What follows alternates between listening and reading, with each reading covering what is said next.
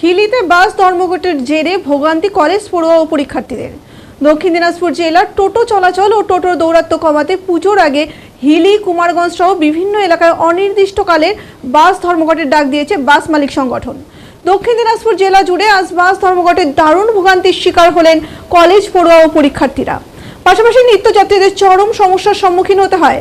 জানা গেছে, মেইন রোডে টোটোর দৌরাত্ম্যের কারণে ক্ষতিগ্রস্ত হচ্ছে বাস মালিকরা, যার জেরে আজ ধর্মঘট বলে সূত্রের খবর। এমত অবস্থায় হিলি থেকে বালুরঘাটে পরীক্ষা দেওয়ার জন্য কলেজ পড়ুয়ারা টোটোতে করে পরীক্ষা কেন্দ্রে পৌঁছালেন।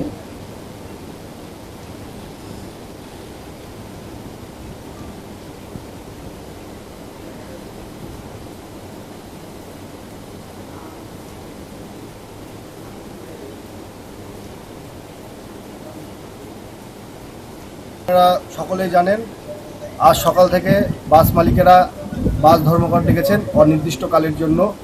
একই সাথে পূর্ববঙ্গ ইউনিভার্সিটির আন্ডারে যেসব কলেজগুলো আছে সেই সব কলেজে সেকেন্ড সেমিস্টারের এক্সাম চলছে।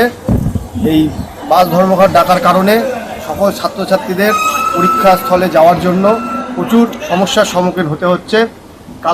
কালকে এই খবরটা পাবলিশড হওয়ার সাথে সাথে প্রচুর ছাত্রছাত্রী, হিলি গভর্নমেন্ট কলেজের প্রচুর ছাত্রছাত্রী যারা পরীক্ষার্থী আছেন তারা আমাদের সাথে যোগাযোগ করে যে আমরা কি করে পরীক্ষার স্থানে পৌঁছাবো, কিভাবে আমরা যাব।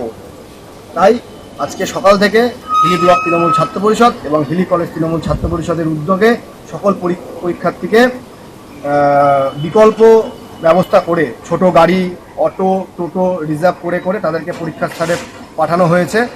এবার এইভাবেই যদি বাস ধর্মঘট চলতে থাকে তাহলে বিগত আরও 2-3 দিন পরীক্ষা আছে, তাহলে ছাত্রছাত্রীদেরকে আরও সমস্যার সম্মুখীন হতে হবে।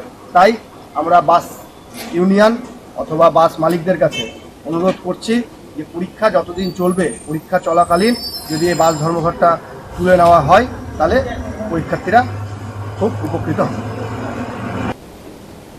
আপনারা সকল